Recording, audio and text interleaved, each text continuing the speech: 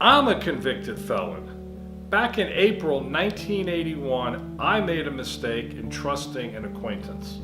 That mistake got me arrested, convicted, and sentenced to 5 years in state prison for possession of Quaaludes. After completing 2 years in prison, 2 years parole, and being released from all government supervision, I applied to Florida's Office of Executive Clemency to have my civil rights restored. In 1988, I had all my civil rights restored, including the right to vote, travel abroad, perform jury duty, hold public office, and be employed in certain government organizations.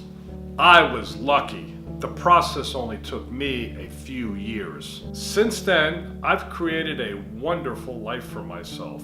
I've quite literally gone from the outhouse to the penthouse.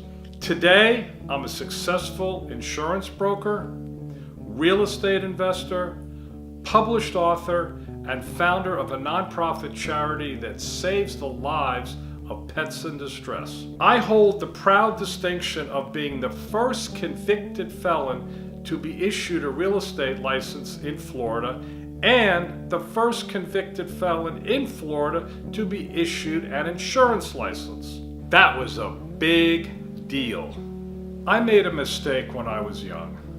I served my time, and I have done incredibly well with my life because I was afforded a second chance. Fortunately, I didn't have to deal with a governor like Rick Scott. He's a man with absolute dictatorial power who routinely denies people their right to vote after they've paid their debt back to society. Scott doesn't care if people turn their lives around. He wants to keep them as second-class citizens forever. 25% of Florida's black population is currently unable to vote due to prior felony convictions. And right now, there's more than 1.8 million people with felony convictions who have been permanently disenfranchised and cannot vote. There is, of course, a massive irony in all of this. In 1997, Scott's healthcare company was charged by the federal government with the largest Medicare fraud in history. Scott lied his way out of criminal prosecution and a felony conviction. He could have easily ended up as one of the millions of Floridians who are currently without their civil rights. But justice looks different for millionaires. Luckily, on November 6th, as Florida voters, we have the chance to change that. We can take this issue out of the hands of politicians and give our fellow citizens their right to vote.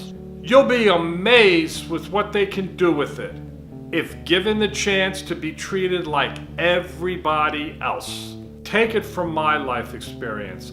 I was given a second chance and I made it count. Others deserve the shot I got. Vote for Amendment 4.